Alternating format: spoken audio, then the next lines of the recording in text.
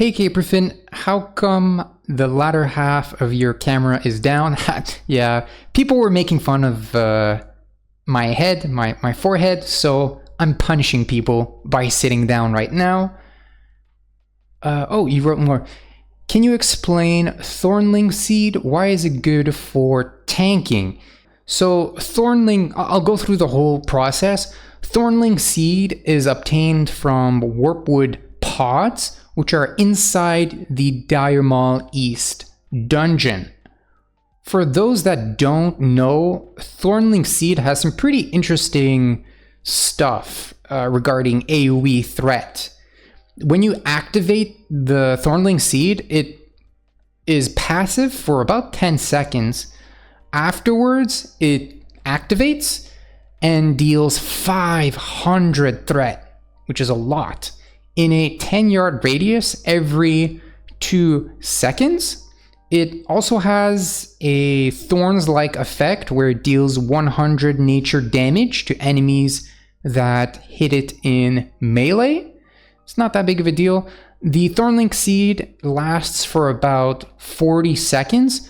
What makes Thornling Seed so good for tanking is that if you, as a tank, did not deal enough threat on each individual mob, when you pull up a pack of mobs, there's a small chance the Thornling Seed does do enough threat to get aggro on a mob you don't have yet aggro on. Essentially, the Thornling Seed will be tanking a mob for you, even if it's just for 1 to 2 hits. It's better if the Thornling Seed tanks those hits instead of you, or worst, your allies. There are a lot of trigger-happy balance druids out there that will start off with a 4,000 damaging Starfire or Soulfire Warlock. Those deal a lot of damage and a lot of threat. I'll talk a little about the solo farm involving Thornling Seed.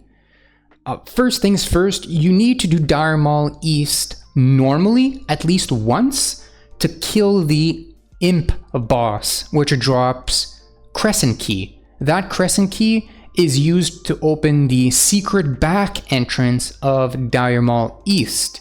So basically, after that normal dungeon run, you head to the back entrance of Dire Maul East, and the farm can finally start. As you enter Dire Maul East, the secret entrance, you're greeted by 3 warpwood pods within your field of vision. If I remember correctly, there's a pod to the left, a pod to the right, and another one to the left. After you open those initial pods, you hug the left wall, head up the stairs to the second floor, you go to the back where the piles of rocks are, and there should be another warpwood pod there. Once you get that one, you jump down to the bottom floor, and to the left, right under the stairs, should be your last pod. Beyond this point, you can technically get more Thornling Seeds, but it will require a bit of effort, a bit of more paying attention, so you can't be watching a TV show during this next part.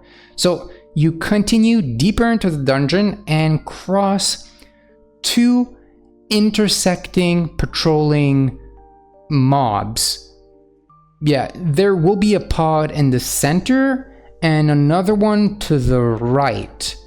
Like I said, this part is a little harder and can be tricky for classes with no tools to help them distract mobs on the off chance that they do pull proximity aggro. And that pretty much concludes the low effort solo farm of Thornling Seed.